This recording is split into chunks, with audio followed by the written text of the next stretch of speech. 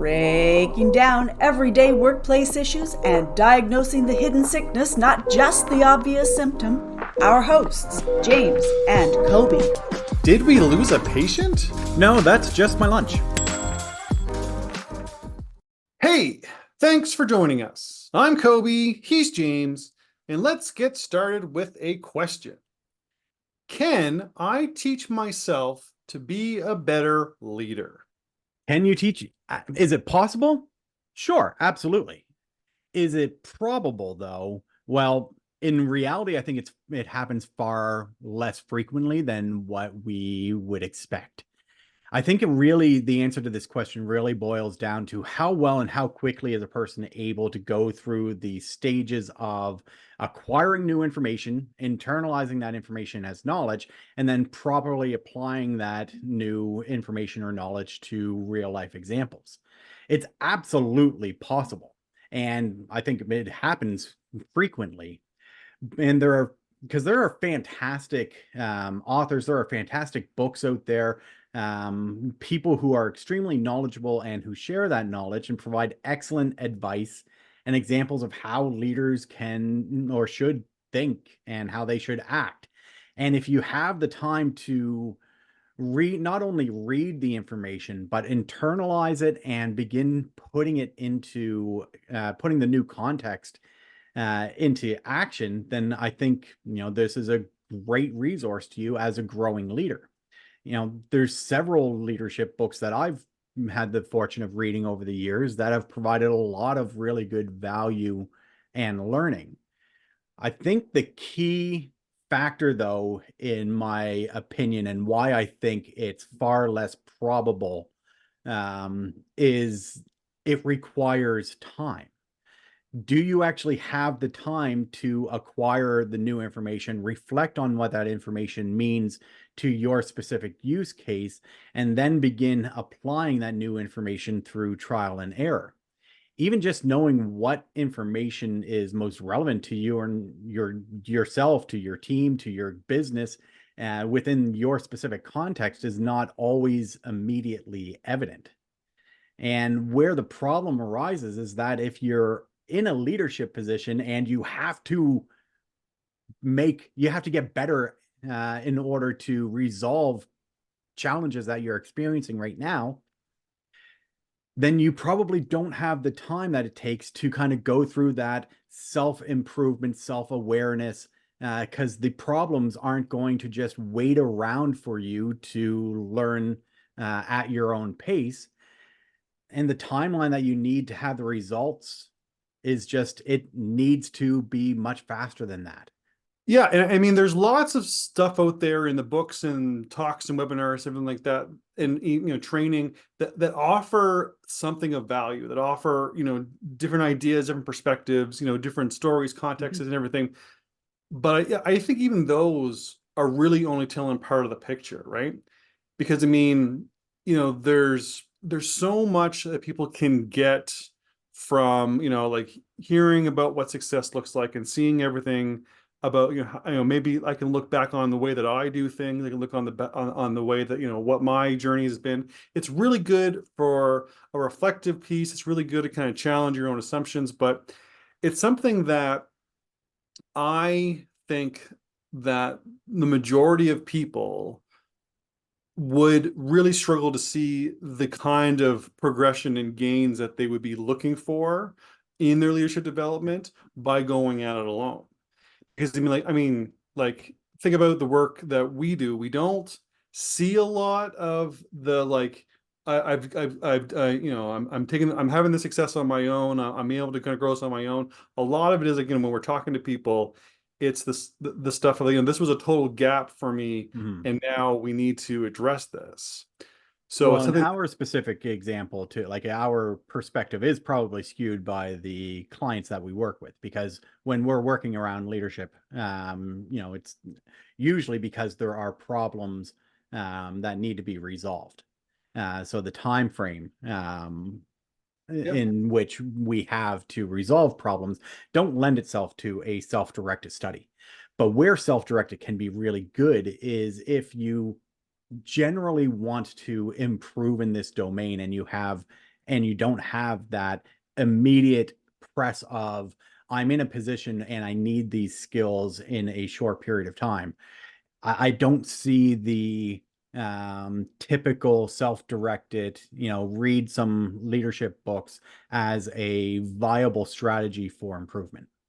Yeah, no, and that's a really good point, because often, we don't, are in situations where we see folks that have 10 years to turn things around Yeah. leadership wise, like, skill wise.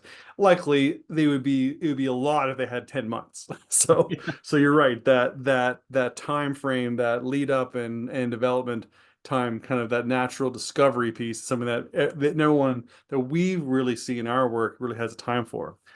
But I think a lot of it, and the reason why, in my opinion, that a lot of it kind of comes down to this whole problem with, why aren't the books enough? Why are not the stories of success enough? And why does it take so much more time into doing it? I think a lot of it has to do with, kind of going back to one of our favorite kind of comparatives, the difference between complicated and complex. Mm-hmm. I mean, again, just to remind folks, so complicated is when things are, multifaceted, many steps, lots of involvement, but the results and the processes are repeatable. That what works in one situation will work in another situation. What works for one person will often work for another. Mm-hmm. It's about, more about, if you go through the processes, there's almost a guaranteed path of success. Yeah. And anyone that's worked with people knows that's not how people work. People are not complicated, they're complex. And complex is just a matter of, every time you have to carve out a new path, Mm-hmm. everything has to be conditional and everything has to be based on context. And this is the whole thing, that if leadership development was complicated, the books, the self-study, the self-directed training, that process wouldn't not take the amount of time it does, because there's a clear single path of success, or numerous clear, repeatable, guaranteed paths of Yeah. success. But that's not the reality. Leadership development is complex, and it requires a custom, unique, carved journey every single time. Yeah, which is why, like, it's reading the information and understanding it is hugely important and will help you in a general sense. But it's when it becomes internalized, when you take that knowledge a bit further and you understand how to apply it in a situation that is not a carbon copy of the situation that you just read about. That's where we need to be as leaders, to be able to not only understand what to do, but understand why and take that learning to a new context. Yeah, and I think the idea of the journey that you kind of mentioned before, about, like, the that people go on, that can take, the 10-year approach for self-directed, and that people can kind of fast forward through when they actually have someone helping them, or they can go through much at a much quicker pace, when someone's helping them, or they have, coaching or mentorship or whatever, is really kind of the idea about the journey between information, knowledge, and wisdom. Mm-hmm. So information is the idea of just kind of like facts, stats, kind of stories, results, like, kind of the hard, just like, again, this is something, that this is a statement, this is a fact. It's just, here's information for you to read and be able to refer back to.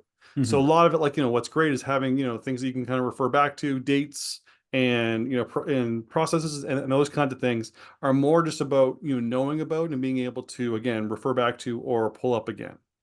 And that is helpful, because that's knowing this stuff exists, that these are things that are out there. And that's especially what the books and a lot of that stuff can really offer, is they can provide great information. Mm-hmm. Now, to move into knowledge, knowledge is when you actually kind of look at, what does the information mean for me? Like, what does it actually look like to manipulate or to use it? Or what are some of the more specifics around it? Like, how do I gain, not just a superficial understanding of the information, but how do I actually create knowledge? Like, it's almost like being able to manipulate the information and make it work with you a little bit. It's that idea of, I understand this to the point that I can actually, leverage it, use it, kind of, find alternative uses for it, and it allows you to kind of really kind of have that information that you can play with. And that's really kind of what knowledge is. It's a comfort and confidence with the information that you can almost kind of bend it to your will and be able to kind of use it in kind of some of the times that you want to, in the context is, or even find unique and alternative uses for it. And then wisdom is more about understanding the kind of the bigger picture. How does it play into it? When do I use this information? When does this information need to be adjusted? How does this information play into the bigger picture? What am I possibly missing? What are the limitations of my knowledge? What are the limitations of the times that I want to use this? When will this, give me a stronger path of success than other times? So really it's about the context, the use, and really kind of being able to kind of see the strengths and limitations of the knowledge that you've acquired. And that's really where that full kind of mastery of an idea kind of comes from, is when you've gone from information to knowledge and into wisdom. And that's really what it is that we have to get to in order to be the kind of leaders that we want. We want to be able to not just be stuck on information or stuck in knowledge. We want to live in kind of our everyday in wisdom. Well, and oftentimes wisdom comes from trial and error, right? It comes from experimentation, of having done it before, of learning from the mistakes that we make, right? I mean, it's funny because talking about information, knowledge, and wisdom, it always takes me back to, the kind of the cheeky analogy of this thing that I'm holding in my hand. This is a tomato. This is the information, is that this thing is a tomato. Knowledge is knowing that a tomato is a fruit. Wisdom is knowing not to put a tomato in a fruit salad. Right? And the idea of the distinction between those three things. And unfortunately, we may know that a tomato is a fruit. If you put it in, you're going to learn very quickly through your error that it was not a good idea, that not all fruit should necessarily go in a fruit salad.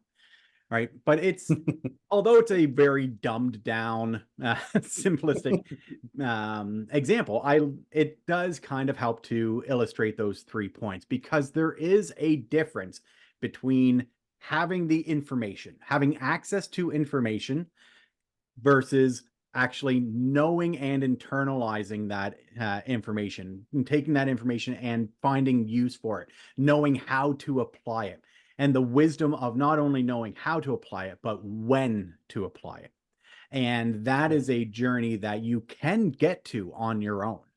And I want to be clear, like, we're not saying that self-directed learning doesn't work, or that you can't go through a self-improvement journey, and that reading these books or watching videos or attending webinars or whatever that form of acquiring new information is, those are incredibly valuable.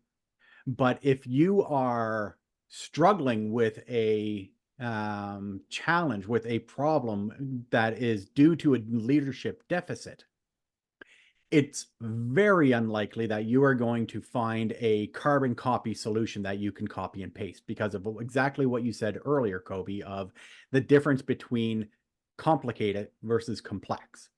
Yeah, I think what we should do to kind of as we kind of explore this idea of teaching ourselves to be a better leader, I think what we'll do is we'll break down kind of what happens at the information stage, what happens at the knowledge stage, what happens at the wisdom stage, to kind of help somebody kind of visualize the kind of whole process, why it probably takes longer to do it on your own, but also what does it look like to do it right. Because again, if you may only have the 10 months to turn things around rather than 10 years, what does that need to look like, and why do you need to have, the right things in the right place to go through those 3 stages? Sure. So yes, let's start off with kind of digging a bit more into information.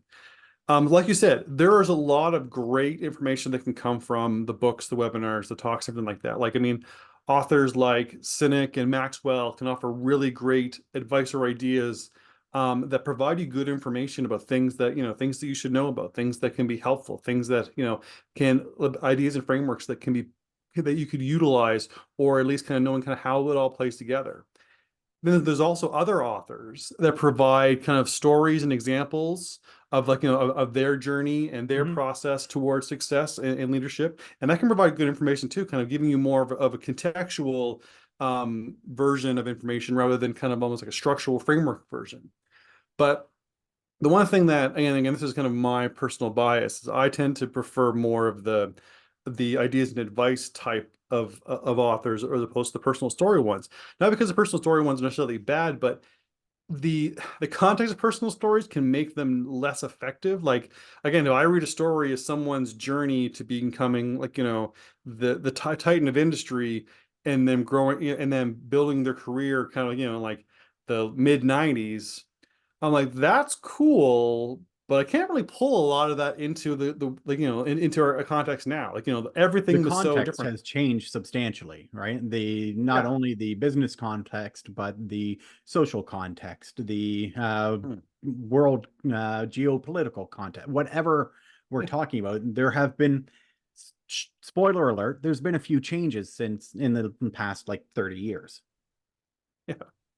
Yeah, and so there's definitely value in kind of hearing kind of someone's journey, but I mean, like I say, the workforce is different, the nature of work is different, so I'm like, this is cool, but I don't know if it really is going to be helpful because I mean, if because unfortunately there are some authors that are like, well, this worked for me 30 years ago, so obviously it'll work for you. Buy my next book, Well, and it's and not just that too. It's whenever we get on this topic, I always like there's a lot of information out there. We have access to a tremendous amount of information. A lot of it's garbage. And a lot of it is these gurus who just are peddling, they're snake oil salesmen. They are peddling information because the only thing they know how to do is peddle information. And these garbage gurus who just actually I really like that, garbage gurus. But garbage guru, that's good. it's the clickbaity stuff. It's like the Yeah. Facebook articles that you see of, you know, here's the secret, the 15 steps that you need to be successful in whatever. And number 7 is going to blow your mind, right? It's the same garbage crap that gets peddled all of the time. And the problem is anybody can call themselves a guru or an expert, but you're Mm. competing. There are legitimate excellent authors and speakers who know what they're talking about and can provide you with excellent information. And part of the discernment, part of the wisdom that you eventually are able to, that you want to build, is being able to discern between those who peddle easy answers and those who provide valuable information. Yeah. So first of all, I want to say I actually really like the term garbage guru. So yeah, like the that clickbait grabbing attention voice with provides very little substance is Yeah. that's a great term for that. So I just want to give you props for that. Um, but again, I think a lot of it too is where the problem comes is that the garbage guru um does promote the easy answers, the two quick tips to guaranteed success Yeah. kind of thing is, and the problem is, and this is something that we've seen a lot in all the work that we do, is that businesses usually don't have a lot of time for Yeah. a big process or a big change or a big implementation. They want the quick fix. And the problem is that people are telling them what they want to hear. Yeah. And so they're actually avoiding the unsexy, The work diligent, that goes into it. yeah, And because this is and I'm going to steal one of your sayings. They want the baby, not the pregnancy, right? They want the result without everything that goes into it. And I mean, it's these ideas of here's the 5 things that you need to know as a leader, and if you know these 5 things, you are going to be successful. Well, no, I'm sorry. There is not a single simple answer to what it means and what it takes to be an effective and good leader in every situation. It requires discernment. It requires a lot of information transformed into knowledge and used in a way that showcases or that exemplifies wisdom. Yeah. But I do think that, again, not to get too far, so we should kind of reel it back in from that great soapbox and the garbage guru. Man, I love that term. The idea of, because again, the experts and the actual gurus, like, not because nothing wrong with being a guru, but those ideas, those people who write the effective books, the good, diligent, like there's work involved, but here's something that would be helpful information to know.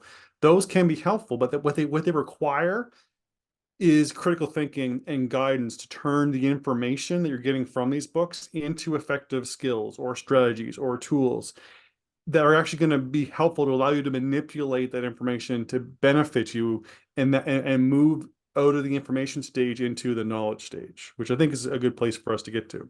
It is. I was fortunate early in my career to be gifted a number of books by John Maxwell, who I consider to be an expert. And this is not a big revelation, right? He's well regarded as an expert, but it wasn't just that I had access to the information.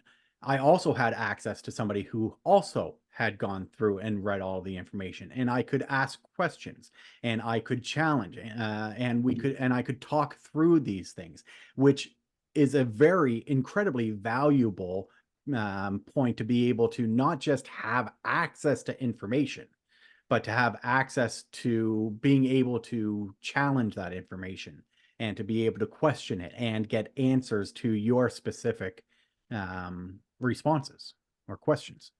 Yeah, exactly. I mean, like again, going back to the idea of teaching yourself to become a better leader through the information stage. You can, a lot of kind of critical thinking and reflection. You can start to kind of really challenge yourself and do that. It's a process that some people can do better than others. But going back to the idea of it helps to not take the journey alone. That it does help if you can actually challenge ideas, or if you can actually look at different perspectives. Again, like I said, moving into knowledge is about being able to manipulate and modify it and make the information effective and useful for you. Take what works for you, adapt it, and that's really kind of how knowledge kind of plays into it. And again, picking up, but the one thing that I always am like, concerned about when someone goes on this journey is realizing that you might not, again, a lot of the different books, a lot of the different experts have different approaches, and they work better for some than others. And kind of, it's almost like, what's your confidence level, your personality, your skill set, like, your industry, and there's different things that kind of can impact what fits the right fit for you.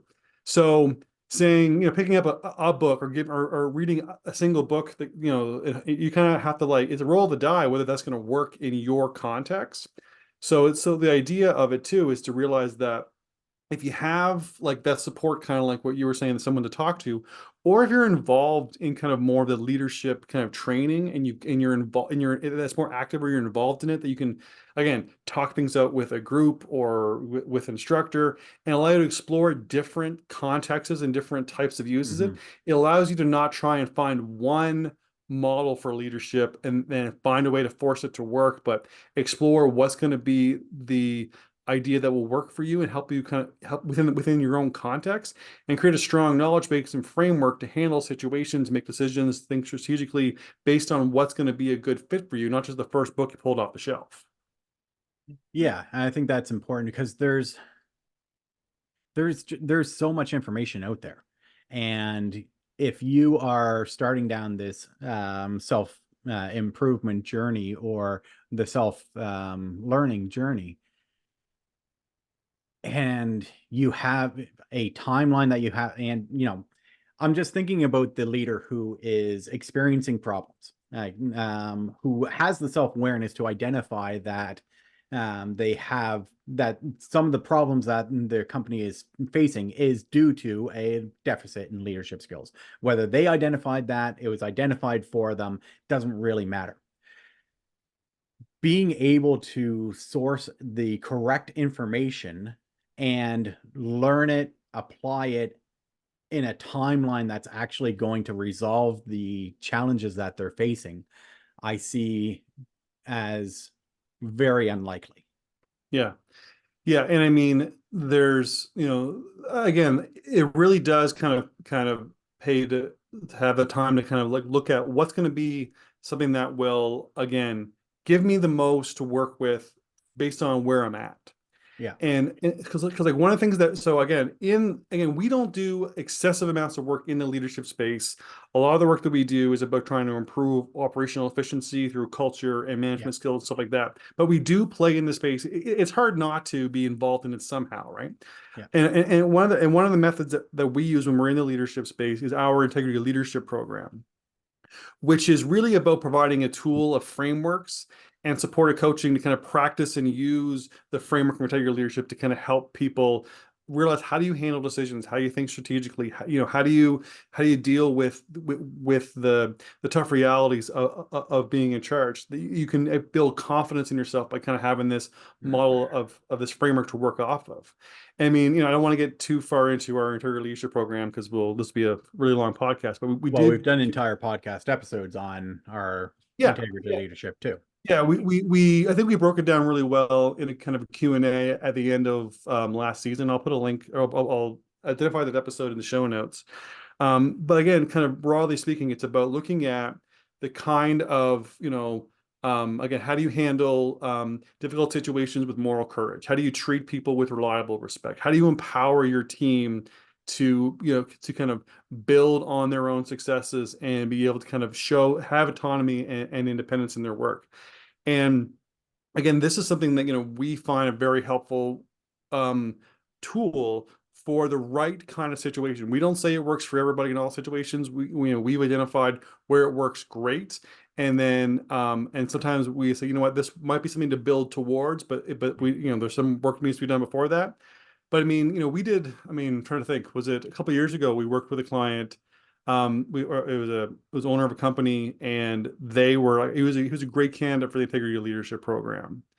And I'm not sure if you remember this guy. It was this really compassionate boss. He was just kind of really in over his head. And yeah, I know who you're referring to. Yeah. The big thing with him, it was kind of a neat situation because while there were absolutely challenges that they were facing because of leadership conflict, we'll call it, there was a willingness to change, right? They wanted to do right by the employees. Like, they didn't know what they didn't know, and they were making mistakes, which was causing a lot of problems. And when those mistakes were brought to their attention, they sought out solution to it. We happened to be working with them on a organizational structural project, and we're able to help guide them a bit as we were able to identify other problems. It's like, here's where some of the root causes are coming from. They were an excellent candidate for it because we had to address the problems in an immediate term, and they needed a system that they could use on a regular basis that would help them kind of filter decisions, because it was the spur of the moment when kind of put on the hot seat, so to speak, and had to make a decision. Oftentimes they were not consistent in that, or the decisions would be geared towards one group, or they could be swayed toward and with favoritism, and whole messy situation. So having a framework to actually be able to filter that decision-making process through, and then some, I met with them on a regular basis to just check in, see how things are going, provide a bit of a sounding board, so that it's not just, here's some information, do with it what you will, but actually, how do you use and apply it? It worked really well in that situation. It provided them with a strategic framework that they could begin to use over and over again. And they had access to somebody who they could, follow up with and seek clarification and try to figure out when do I use this part of the framework versus that part of the framework. Yeah, and what was great about the situation with him is that he had you to kind of like help kind of guide him through this. But this really was kind of, he was motivated on this journey himself. It's more like I have the time. I'm able to do it. Like I can do a lot of this myself. I just need a little bit of help. I just need a Yeah. little bit of knowledge to let me sink my teeth into, and then I can really run with it. And Yeah. that was a great situation for that because again, and he did really well with it. Kind of, it's more like just kind of nudging him in the right direction, give him a little bit of help to Yeah. kind of structure his thoughts, and then boom, he did great with it. But he also had the time to make Well, the mistakes problems that more detailed. were, yeah, the problems that were coming from the leadership deficit were not things like he wasn't at risk of losing key personnel because, of their toxic behavior, right? It Right. Yeah. was a lot of frustration and irritation, and like everybody loved the guy, but everybody also identified that he wasn't a great leader, and he was Right. identified that in himself as well. Mhm. Um, that same solution, I'm not sure would work as like there has to be an earnest desire to want to do better, Yeah. really, and that for him he had, like you said, the time to make course corrections, Mhm. um, and have access to a little bit of guidance to make sure that he stayed on the right track. But I guess actually Yeah. maybe it's the difference between course corrections and a U-turn, right? It's Yeah. easier to No, make that's small actually course corrections with a little bit of guided support. If you need to do an entire 180, um, then you are in an immediate problem, and there needs to be a much faster, much more intensive intervention. Yeah, that makes me think of a client, from a more recent client from a little while ago that needed that U-turn where they were again, they were a good person. They were in over their head, but they were They almost are a good lash. person, not in the past tense. They still are a good I person. suppose, yeah, yeah, I suppose, yeah. I mean, it's been a while since we talked to them, but yeah, obviously, yeah, yeah, Yeah. exactly. But no, you're right. But it was more of the stress and everything they were projecting outward, which had Yeah. them lashing out at employees, which had them, like almost like they were creating a toxic environment. They were creating a lot of toxic stress in their workplace. They were becoming a core problem for the retention issues, and this was something that we were like, okay, like we again like to play to our strengths, like to do what we're good at. And we recognized, in that project that we needed to bring in an actual someone that specializes in leadership coaching to kind of help flesh out the work that we do. Because a lot of the work that we were doing at the time was again that more infrastructural, improving processes, like, improving the culture, and everything. But we had this issue of this leader that was really needed a real U-turn in their skill set. And it was something that, there's our process alone wouldn't have been a faster turnaround. They needed a much bigger intervention. Yeah, what they did not need information and, a monthly check-in to see if things are going well. They needed Mhm. a coach who, met with them and held them accountable on a weekly basis, but it was also available at a moment's notice to troubleshoot. So that was, Yeah. I mean, that's not who we are. That's not typically the work that we like to focus on.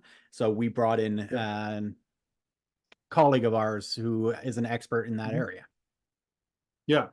Yeah, and again, this whole idea was that part of what they were trying to do is again kind of collectively we're trying to move this organization and this leadership and the team of this leader as well as themselves into the whole wisdom side of it, right? Yeah. Because it was the idea of it wasn't just because like they knew the information, they had the knowledge that they used to do have a lot not have a lot of these issues, sorry. They knew how to manipulate the information and make it work for them. But it was the idea of because, under a stressful situation, under or whatever it was they were dealing with, the wisdom was almost, was something that they had to almost like Yeah. rebuild. And it's kind of moving into this whole idea of the wisdom side of it is that part of wisdom is understanding the bias or assumptions that you bring with you And it's the idea that, like, challenging yourself, realizing that there's the broad perspectives, the critical thought, it, needs to be almost like the foreground of every environment. Walking into a meeting, almost like being able to kind of understand the context of different perspectives, so how do I handle this delicate situation, and what tools do I bring from my knowledge base to make this as effective for everybody, not just for myself, but for all people, so everyone walks away with a little bit better. And part of it too is to really kind of go into that, because one of the things that, when without intentional strategic leadership development, leaders tend to lead how they've been led. Yeah, we see this a lot. We frequently talk about the fact that most managers have never received any form of management training. The same is true in terms of leadership. We don't train people to be effective leaders. We model leadership, and the leadership style that has been modeled to you often becomes the default that you use. Sometimes, if you are fortunate enough to have several excellent models of leadership, throughout your career, you can kind of pick and choose styles from different leaders or mentors that you've had that will really kind of work for your situation. And that's an excellent situation to be in. Sometimes, though, we just get into the situation of, well, this is what my boss is, this is how my boss treats me, so this is what the expectation is, so this is how I have to treat others.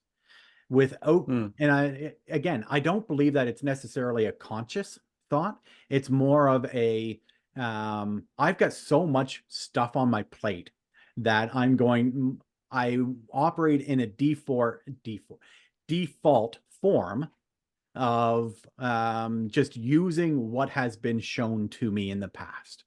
So I like the statement that you use of leaders lead how they've been led, because I think that is a really very common situation that I don't think really gets enough notice. That if you also want to train up the next generation of leaders in your company, then you also need to be modeling good leadership skills and abilities to them, because they are looking to you because you are the leader. Yeah, and one thing that we see this a lot kind of in mid-sized companies that have an owner president who's not involved in the day-to-day. They are the owner, but they're, but it's the CEO that runs the show. Is that when the owner president is very, very hands off, that's kind of the unintentional, almost like expectation that the CEO thinks, okay, well, I need to be hands off too. Like how my manager manages me is the way that I should manage those beneath me. Again, often leaders lead the way they've been led. So, and this is kind of what runs into these problems. Again, kind of going back to the guy we talked about before that was having the major issues that we need to bring in the leadership coach for, was, again, even those types of things where sometimes it's a matter of, like, eventually if you're too hands off, then stuff starts to like percolate and kind of go bad, and eventually you're in all reacting mode because you weren't using the right approach, the right style. You didn't have the wisdom to look at the right knowledge base for the situation. So now you're playing catch up, and often that being behind the eight ball is what causes a lot of the stress lashing out and everything else like that too. So there's a lot of, so that situation is surprisingly common, and but it's also kind of like it's a very simplistic kind of situation. Like, there's somebody who's not involved in the everyday that the CEO reports to. The CEO doesn't have a lot of guidance around them, so they don't know how much. So that it's not being modeled good behavior to them, so they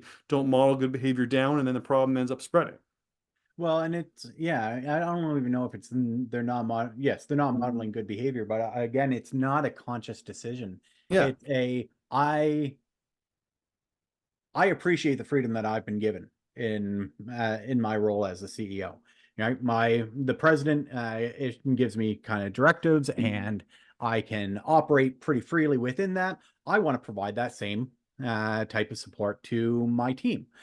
Not necessarily a bad mentality and train of thought to follow, but there still needs to be a leader cannot lead people they don't know. Yeah. So if you're too hands off, if you're not checking in with people, if you're not, showing recognition and appreciation, especially, and this tends to be a big problem with this style of leadership of, well, I want to provide people with the autonomy to do what they need to do to be successful. Wonderful. We are in agreement. You still need to show appreciation and recognition. You still need to be involved, and you can't be completely separated from, because if you don't know the people you're leading well enough to be able to talk to about their strengths and to show appreciation for the work that they're doing, how are they going to know you well enough to trust in your leadership capabilities?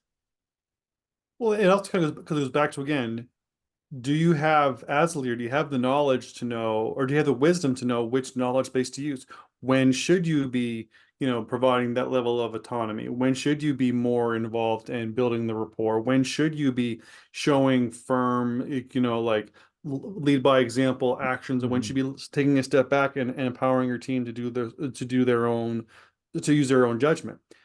That's kind of where the wisdom piece falls into it. You've got different knowledge bases that you can pull from. Knowing when and how to use them is something that is essential towards the leadership pieces, which is why it's so much beneficial to have somebody in your corner to kind of help you talk things through. Because the idea of it's lonely at the top is so true.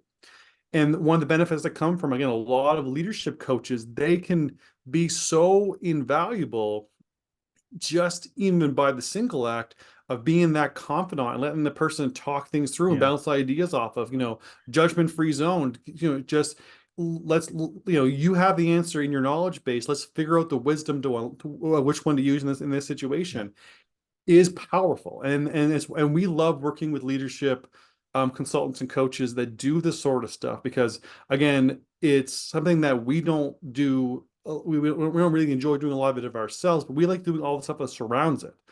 Like, because one thing that I always caution people when they are jumping right into the leadership development pool is to take a step back and realize that personal transformations are not sustainable if the environment that you're going to be working in reinforces the old ways of doing things. Yeah, and that's why, like, when we've had projects where we've developed these collaborative leadership programs where we've had the opportunity to work with a leadership coach, like everything works so much better when you can improve the personal skills and abilities of the leadership team and actually fix the structural, environmental, situational context of the workplace. And systematically working through both of those areas is hugely powerful.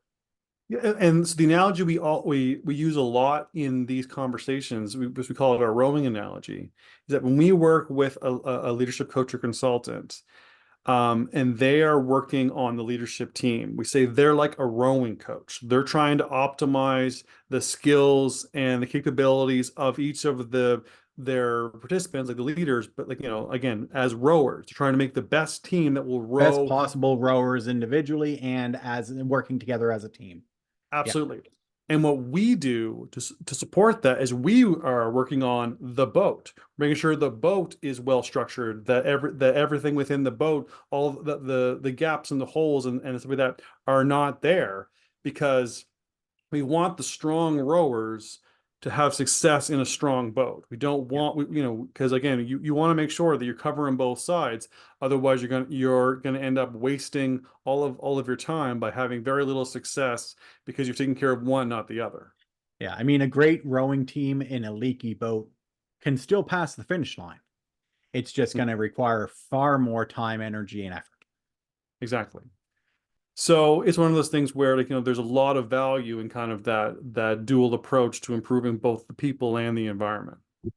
But again, the kind of the whole idea is that, it takes some wisdom in your leadership development to know about seeing those two things. And that's one of the things that we often kind of say, is that again, is then going back to this whole idea of information, knowledge, and wisdom, is that you want to make sure that you see that bigger picture. You understand the context of we need to improve both the rowers and the boat, Yeah. because again, we can change, but it won't work if the structure stays the same. So it really does kind of realize that this is kind of at that wisdom stage where this is going to be what's going to have a great impact on us. It's not just, make myself better and then go back to the same environment where everything's, where I'm never going to get to use these new skills, because that's just a waste of time for everybody. Yeah, so I think going back to kind of the original question and my answer to it, it's not that you cannot do that journey of information to knowledge to wisdom on your own.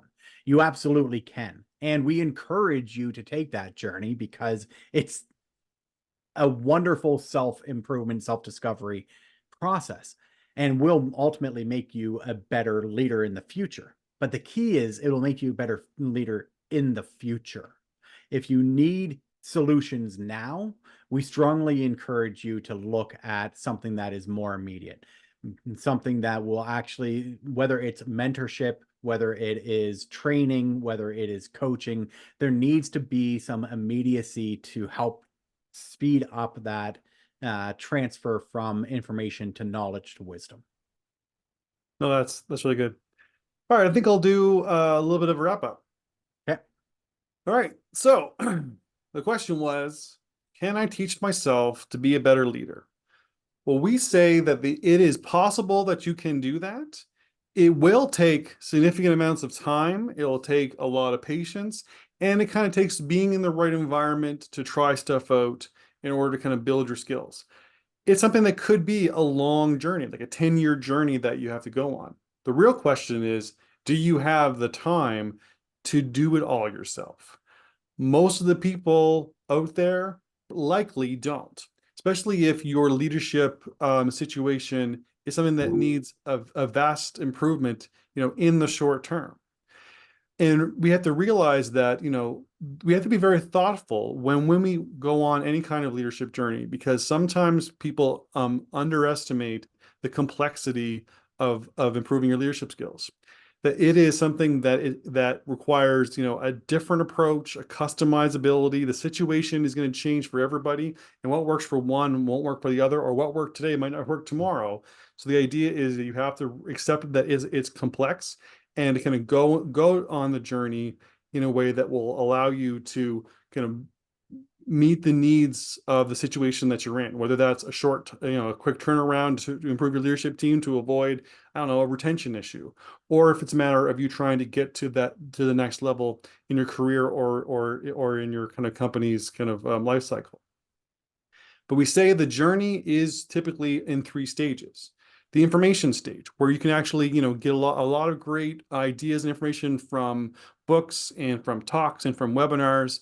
And a lot of the stuff can be very, very helpful. But to make that really effective, to make that information something that you can actually work with, it requires a lot of critical thinking and guidance to turn that information into effective tools, skills, and strategies that will help you in your everyday. Once you're able to do that, you can obtain knowledge, and knowledge is really more about being able to adapt and mold and manipulate the information to work for you in the context that you're in. But again, it's about understanding that, there is situations that, some of your knowledge bases will work and some of your knowledge bases won't. And realizing that, you have to make sure that, you're able to practice the skills that you need in the knowledge base before you can really turn it into wisdom. And that might be a very, very difficult thing to do if you're going at this alone.